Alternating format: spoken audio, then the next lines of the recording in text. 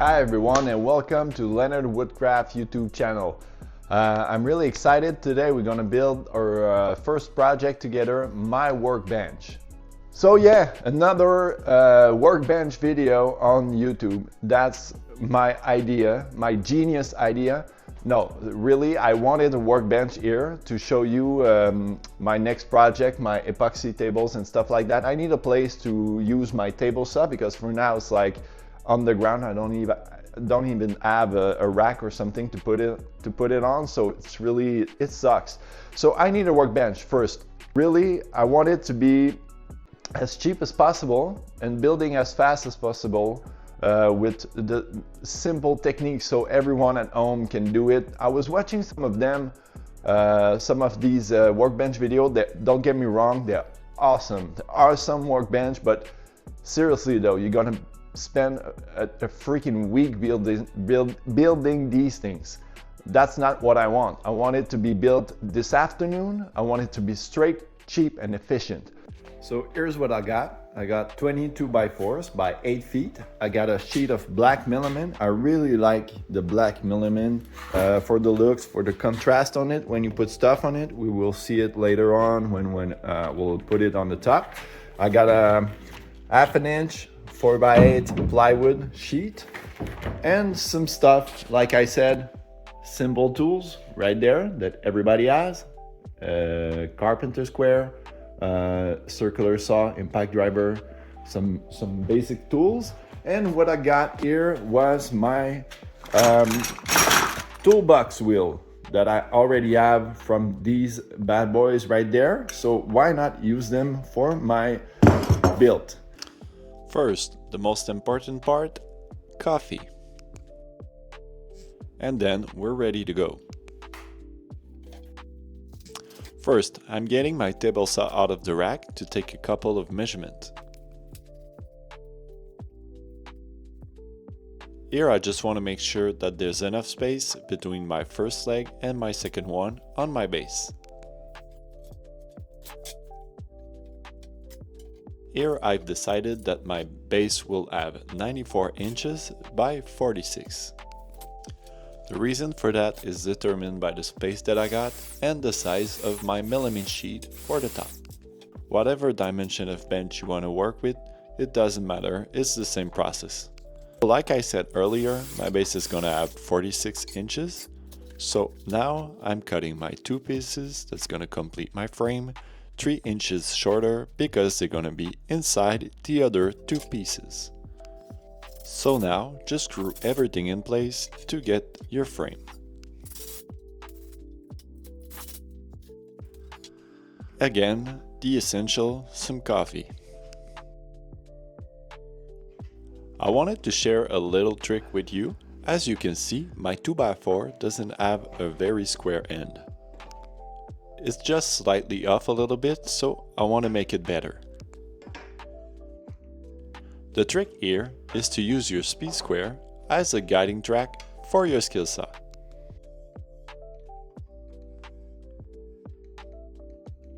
Normally when using that technique, I prefer cutting it in a bigger piece. But for now, the goal here is just to square up the end of my piece that already have the good length.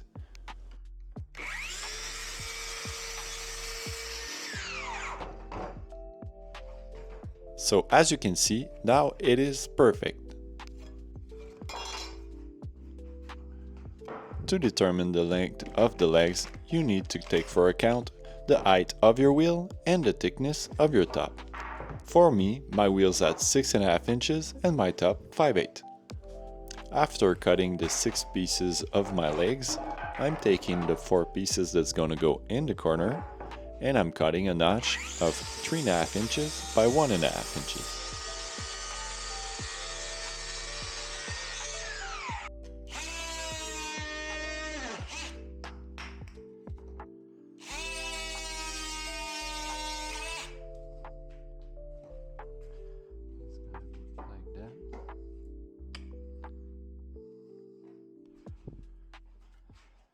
Just a quick reminder for myself in the future, always make sure that there's plenty of storage space on your cell phone. Yes, because I worked for about an hour and nothing was filmed. So I did the base, as you can see here, and I put some legs up.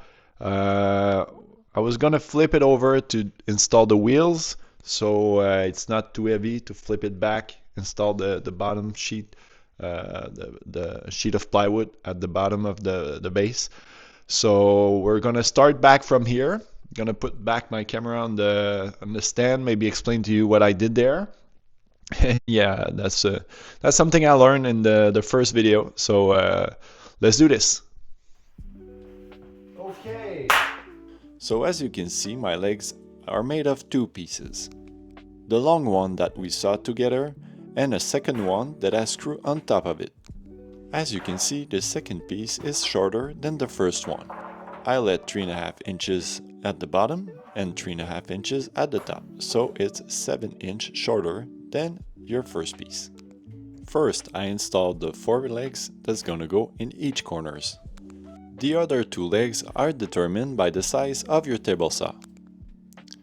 What I did is add 3 inches of the depth of my table saw. Let's say your table saw has 30 inches, just put 33 so we can later on frame around that space. After my 6 legs were installed, I doubled my 2x4 all around the perimeter. After that was done, I added 2x4 at every 24 inches to complete the base. You're free to put it at every 16 inches if you want to. Next, we're gonna start framing the top. I'll start by screwing the 2 pieces on each side.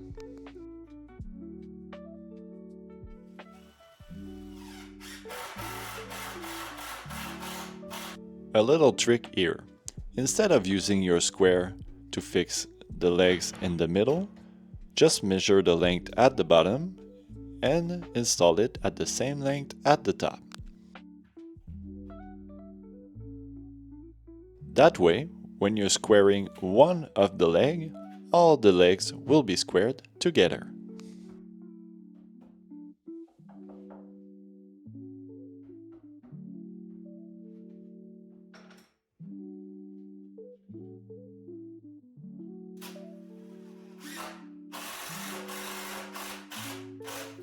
Here I'm installing pieces between each side at the top.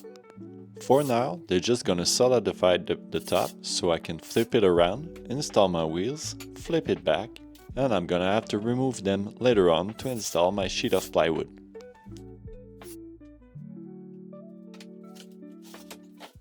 Now that my frame is flipped upside down, I'm marking the emplacement of each wheel. I make sure to pre-drill each hole to prevent splitting of the wood.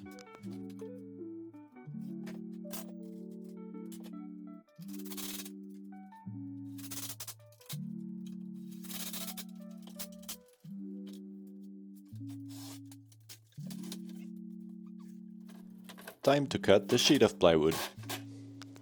I'm using 2 scrap pieces of 2x4 to mark the emplacement of my legs.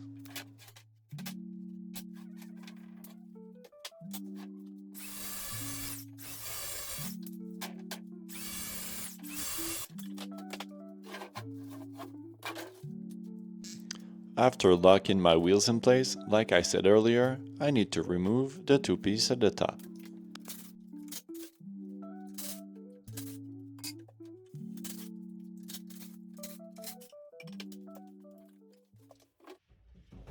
And the moment of truth, it doesn't fit.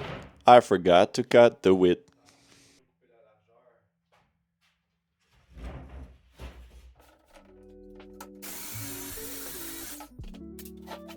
Now that my mistakes is fixed, it fit perfectly. Now I'm using the sheet of plywood as a big square. I start by fixing with screws one side of the sheet of the plywood. In doing so, I align it with the 2x4 underneath. When one side is fixed and straight, you use the 90° of the sheet of plywood to fix the other side. Now that my sheet of plywood is screwed in place, we're gonna work on the top. Same process as I did on the bottom, I'm doubling my 2x4 each side.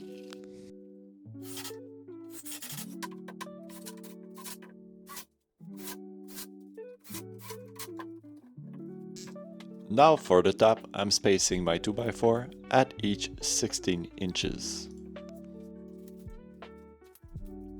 Now I'm drilling some pocket hole for installation.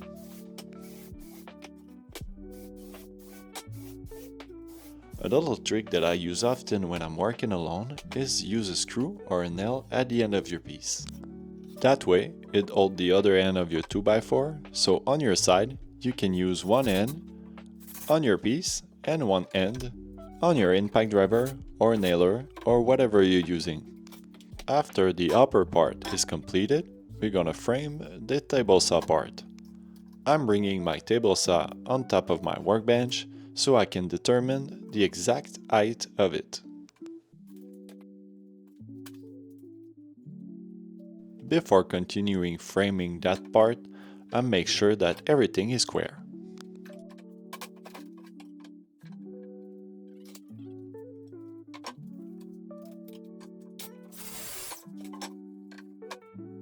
Now that I determined my height, I'm marking them on my leg.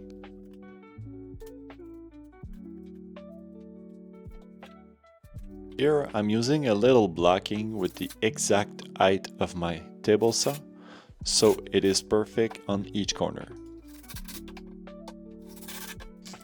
Now I'm installing a stud in each corner of the table saw base, so it doesn't move.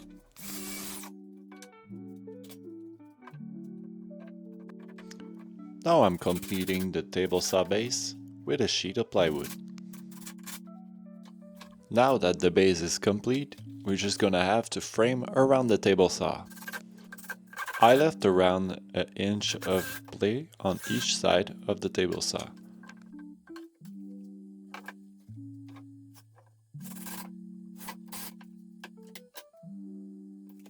We need to cut grooves for the rails.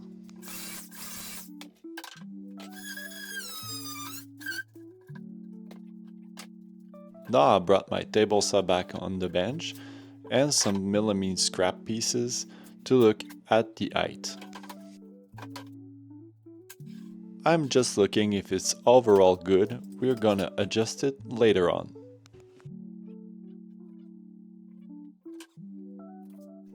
Time to put the top on. As mentioned earlier, I don't have any track saw or stuff like that, maybe you don't either. All I got is a pair of clamps and a scrap piece of melamine. It's gonna do the job as a guide for my saw.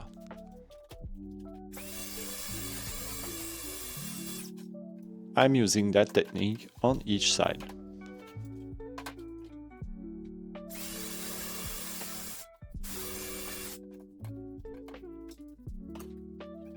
When using that technique, keep in mind that, like I did here, a piece of 8 foot long by about 10 inch wide is kind of bendy a little bit. It will never be straight like a track saw. So what you want to do when you're only clamping each end is be gentle to not push on the board, on the guide. So as you go along, you cut slowly but surely. It will be straight. At least straight enough for this purpose. Time for a little cleanup.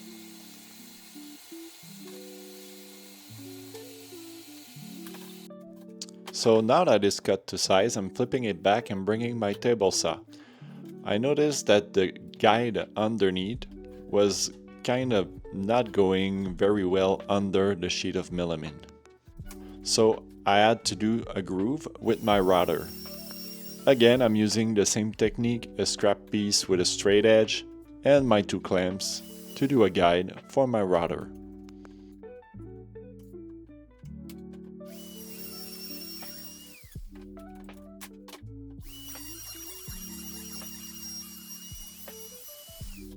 Now with my top back in place, everything is perfect.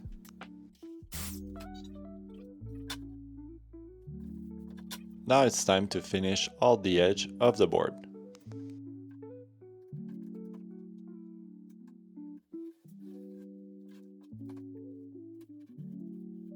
I've decided to fix the top with small squares, 3/4 by 3/4. I'm starting in the 4 corners of the sheet.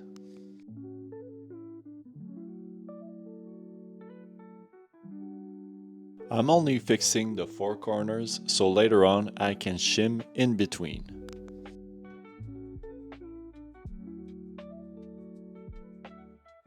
I'm putting my 4-foot level on each bracket that I install under so I can shim in between to be perfectly flat. One thing to mention, before flattening every 16 inches with my 4-foot level, I made sure that every side on the 8 feet long side was straight, because if there's a curve in it, you're gonna just repeat that curve at every 16 inches. So first, you make sure that on the left and on the right, the long edge is straight before proceeding with that technique. Now it's time for the final test, bringing the table saw back and seeing if everything slides perfectly.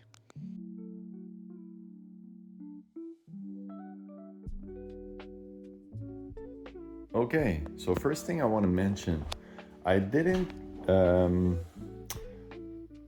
do any grooves here to follow that track, because during the process of putting the table saw level, I just saw something. I'm gonna show you.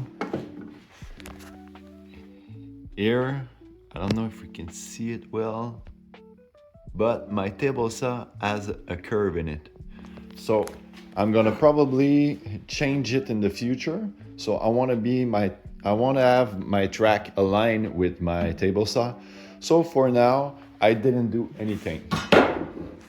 Some things that we didn't see during my video is under the table. I'm gonna show you under, so you can see what I did. Here I have my little squares and my shims to flatten every 16 inches. That's what I was talking about earlier. So every 16 inches, I've put my level up on top of the melamine board over this, so I can shim and install my 2 squares at the perfect height for it to be flat. Thank you guys for watching. Leave a comment under the video if you like that type of content, if you want to see me do more of this stuff in the future. And don't forget to subscribe. It's going to help me tremendously, and it's going to help you follow me through the next videos. The next one's going to be about epoxy charcuterie board. Bye.